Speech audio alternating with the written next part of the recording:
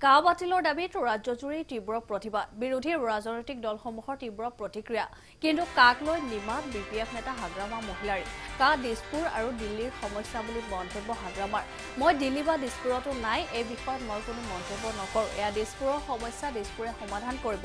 দৰং ওদালগুৰিৰ লোকসভা সমষ্টিৰ অন্তৰ্গত বাক্সাৰ বাগানপাৰাত অনুষ্ঠিত বিপিএফৰ এক বুথ কৰ্মী সভাত উপস্থিত থাকি এই মন্তব্য কৰে হাগ্ৰামা মহিলাৰীয়ে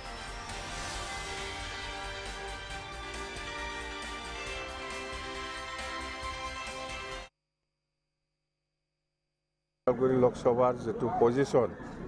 আজিৰ দিনত যেটো পজিশন বিপিএফ দলে এক নম্বৰত আছে দুটা লোকসভাত আৰু বিপিএফে জিকিব বুলি আমি জানো পাৰ্টি সিলেকশনটো কেণ্ডিডেট ডিক্লেৰেশ্যনটো যেতিয়া অসমৰ নিৰ্বাচনটো অমুক তাৰিখত বুলি যেতিয়া ইলেকশন কমিশনে ডিক্লেয়াৰ দিব ইয়াৰ 2 দিন পিছত আমি পাৰ্টি ঘোষণাটো কৰিব ইতিমধ্যে মুখ্যমন্ত্ৰী সিদিনা আহিছে মুখ্যমন্ত্ৰী এটা কথা কৈছে যে দিল্লীতো মানে বিজেপি চৰকাৰ ষ্টেটত বিজেপি চৰকাৰ গতিকে হাগ্ৰামাৰ ক'ত আৰু চৰকাৰ আছে মোৰ চৰকাৰ নাই দিছপুৰতো নাই দিল্লীতো নাই বিটিচিতো নাই আনিবহে আমি এতিয়া আমাৰ চৰকাৰ নাই আৰু তেওঁ এটা কথা কৈছে যে গাখীৰ দিয়া গাই খেয়ে দানা খুৱাব লাগে এনেকুৱা মন্তব্য দিছে এইবিলাক কিবা ভাষাটো মই বুজি নাপায় মই চিধা মানুহ আমি কৈছোঁ যে বিপিএফ দলে কোকৰাঝাৰ লোকসভাটো জিকিব আৰু দৰং ওদালগুৰি লোকসভাটো জিকিব এইবিলাক থেৰা মেৰা কথাবিলাক মই বুজি নাপাওঁ যথেষ্ট লোক বিপিএফত যোগদান কৰা দেখিবলৈ পাইছোঁ বহুত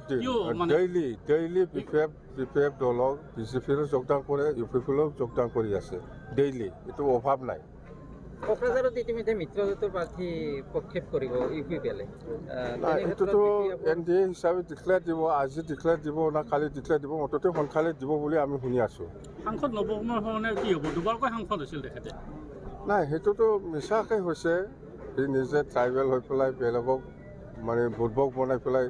অনাবৰসকলক মানে ভোট লৈ পেলাই জিকিছে এইটোতো আৰু কাহিনী গ'ল এতিয়া আৰু নাই এই কাহিনীটো যি সংগঠনে তেওঁলোকক সমৰ্থন কৰা নাই এতিয়া নৱচৰণীয়া হওক বা কোনোবাই হওক এতিয়া জিকাৰ